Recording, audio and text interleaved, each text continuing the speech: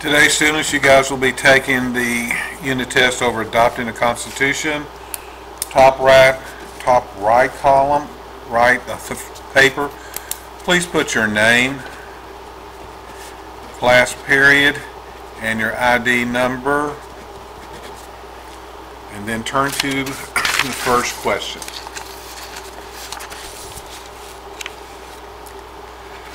The First Amendment is important because it guarantees that Americans, A, 18 years and older are able to vote, B, get a fair trial if they break the law, C, can own guns to protect themselves from criminals, D, are protected if they speak against the government. I would definitely underline the First Amendment, and I would jot some notes about the First Amendment out here, and then pick one or two answers to throw away and then choose the best choice of what's left. For number 2, we have an excerpt. We the people of the United States, in order to form a more perfect union, establish justice, ensure domestic tranquility, provide for the common defense, promote the general welfare, secure the blessings of liberty to ourselves and our posterity, do ordain, establish this Constitution for the United States. So your statement, which quotation from the excerpt above reflects the principle of popular sovereignty? And I would definitely make a short summary about popular sovereignty. Your choices: A, ensure domestic tranquility, B, to form a more perfect union, C, we the people, D, secure the blessings of liberty. Pick one or two throwaways and then choose the best answer that's left. Number 3, process for amending the Constitution was included by the framers in order to allow. I would definitely come back and highlight process for amending in order to allow. In other words, why? A, Congress to override the presidential veto. B, states to have the power in times of emergency. C, Congress to expand its power in times of war. D, the Constitution to adjust in changing times. Pick one or two throwaway choices and then choose the best answer of what's left. Number 4. The government will set out a moderate aristocracy. It is at present impossible to foresee whether it will, in its operation, produce a monarchy or a corrupt, tyrannical aristocracy. It will most probably vibrate some years between the two and then terminate in the one or the other. And the source of this was George Mason. I would note about George Mason. So your statement, which group of people would most agree with George Mason? Okay. Would it be A, Federalist, B, Loyalist, C, Unionist, and D, Anti-Federalist? There are two obvious throwaway choices there. Scratch through them and then choose the best answer from what's left.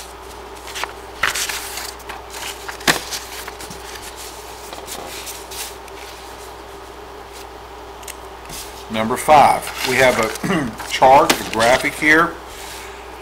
The titles: the New Jersey Plan, Compromise, and the Virginia Plan. These are listings, the aspects, what the New Jersey Plan was about. This is what the Virginia Plan is about. What we need to know here is the name of the compromise and maybe a few parts of it. So remember that a compromise is when both sides get something. So, which of the following statements best replaces the question mark above? every 5 states would be counted as 3/5 of a person. Every 5 slaves would be counted as 3/5 of a person for taxation purposes. B, the Senate would be determined by the population of the states. C, the U.S. Congress would consist of a House of Representatives and a Senate. D, larger states would be granted more power than smaller states. I would look at the choices, try to figure out which one offers, each side gets something, and then choose the best answer. Number 6, U.S. Bill of Rights. Underline or highlight the Third Amendment. No soldier shall in times of peace be quartered in any house without the consent of the owner, nor in times of war, but in a manner to which be prescribed by law.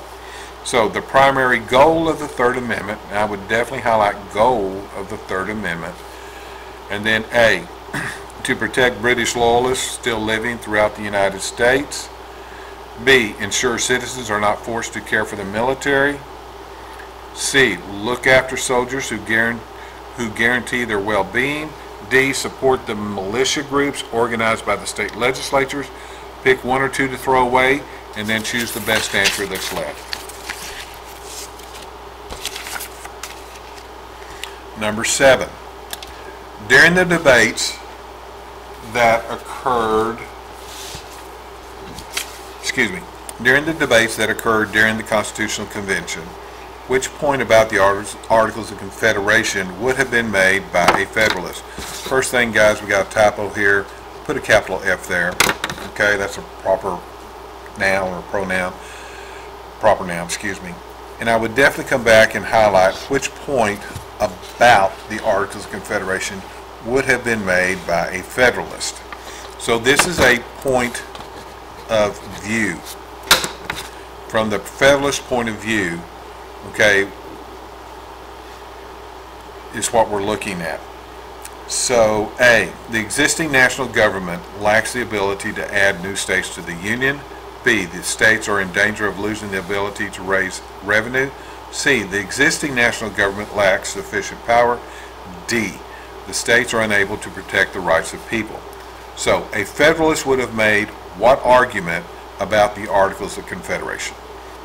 Pick 1 or 2 to throw away, and then choose the best choice that's left.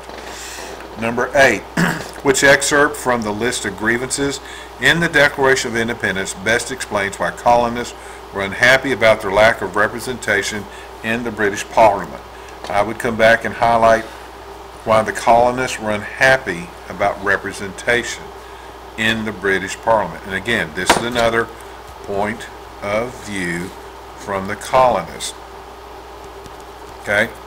Why were they upset about lack of representation? A, he has refused to pass other laws for the accommodation of a larger districts of people. B, for imposing taxes without our consent. C, he has refused his assent to laws the most wholesome and necessary for the public good. D, for transporting us beyond the seas to be tried for pretending offices. So you want to look at the choices here and try to find one that relates to lack of representation, and you're good to go. Number 9, your president may easily become your king. Your Senate is so imperfectly constructed that your dearest rights may be sacrificed by what may be a small minority. Your stronghold will be in the hands of your enemies. And this is from Patrick Henry. And maybe a few notes. Who is Patrick Henry? Or what do you know?